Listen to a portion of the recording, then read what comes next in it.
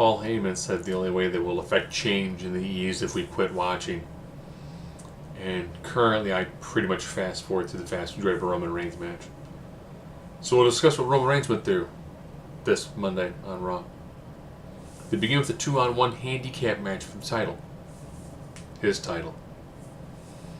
Braun Strowman comes down and attacks Roman Reigns. So now, Owens, Jericho, and Strowman beat down Roman Reigns until Jericho makes a save with the steel chair. Okay.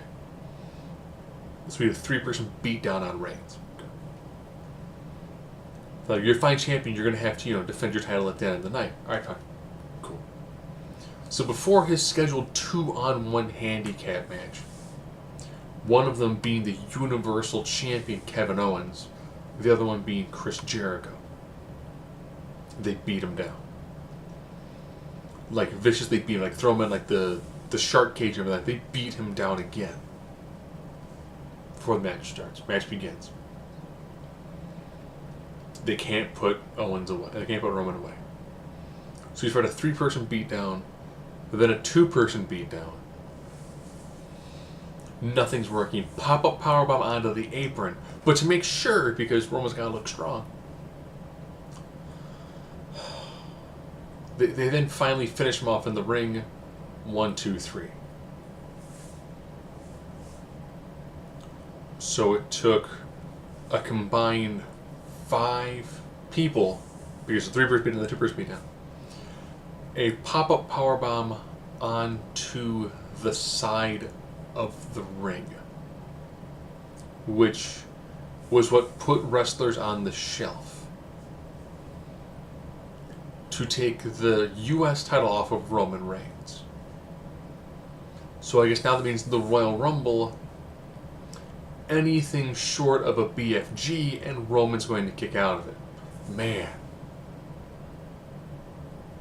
Why won't this guy get cheered?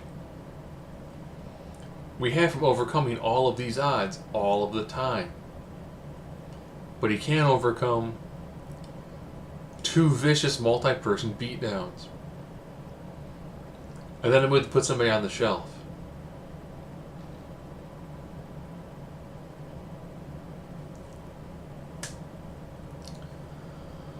A big deal was made about, will The Undertaker show up at the 2nd hour main event? And he does. It's impressive. It's cool. I mean, let's be honest. Taker's amazing. There's something about him that will never, ever, ever be duplicated. Imitated, but never duplicated. Says in the Royal Rumble. So Rumble now has Lesnar, Goldberg, Taker, Strowman, Seth Rollins threw his name in, Jericho, New Day, Corbin.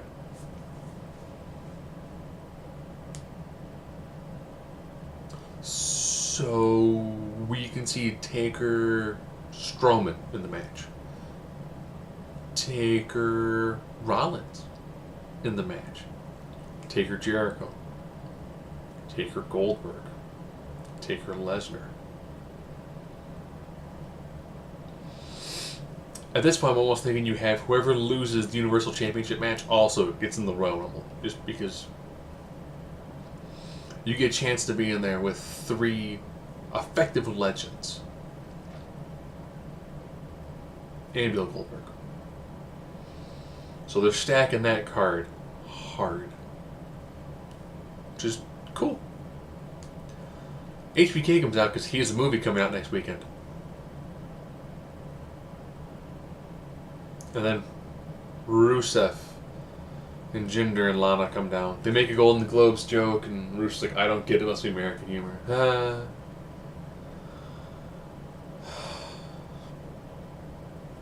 It's bad when you make a bad joke to reference a bad joke. But gotta be occasionally topical.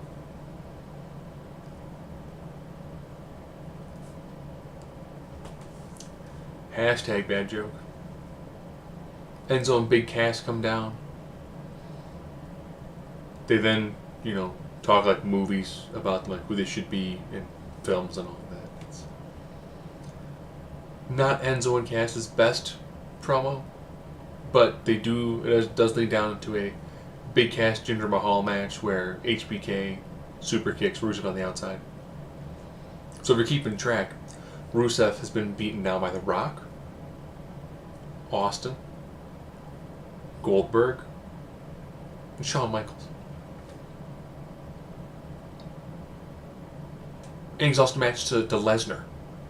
I mean, that's quite the resume of heavy-hitting part-timers to be like, I'll beat him. I'll totally whoop him. Make fun of his wife. I'll knock him down. Yeah, I'll totally do that. And the match between Jinder and Cass, kind of sloppy towards the end. I think it's miscommunication. He tried to go for the East River crossing, which he got misaligned and did it funky. And I was like, oh. Okay. Empire Elbow, 1, 2, 3. Alright, match is done. Luke Gallows took on Sheamus. Carl Anderson and Cesaro on commentary. And I don't know if they just fed Carl Anderson the line of just keep on saying Japan. Just say Japan. Say Japan. I beat you last week, Cesaro, Japan. I've hijacked Japan. Luke Japan, Gallows and myself, Japan. The boys, Japan. While inside the ring, Sheamus and Gallows are just whooping on each other. Great old-fashioned hoss fight. With commentary distracting from it.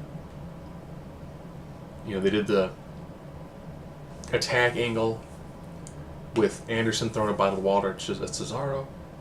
Sheamus being like, what's going on? What? I'm thinking, here comes the finish. Gallows with a flapjack. 2 count. Alright. Gallows, what's going on up there? Brogue kick. So good match. Just, again, weird ending.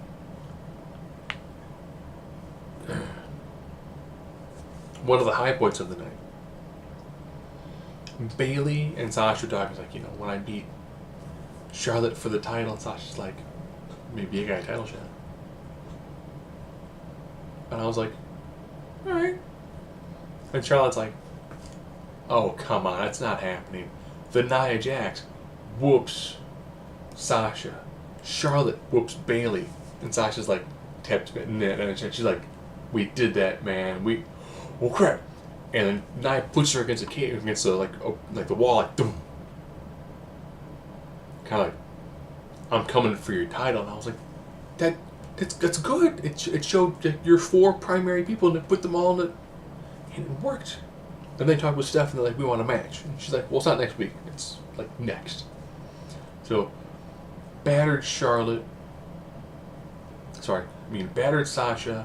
weakened Bayley, taking on fresh Nia and Charlotte. Nia and Charlotte do a good job controlling the match for the most part. Sasha can't help that much because of her leg injury. Nia pins Bayley. And I was like, you know, that worked. That continued enough storylines that it felt cohesive. It's working 2 storylines together, as well as having Sasha talk like Steph, we need to whoa. She's a legit boss, but I'm the boss. Bayley, Stephanie, that's Miss McMahon. And I was like, perfect. You're working 3 different stories together and put on a match that just has consequences for what's going on forward. Brilliant. The New Day wrestled Titus again after they showed Titus falling for its NXT days. So Titus been with the company now over 6 years. And then had him run around with a keg of booty juice because the word booty's funny. And then they had him face Kofi Kingston and they kind of cheated Titus out of the win. So the baby faces cheated the guy who's trying to prosper his career out of joining their group.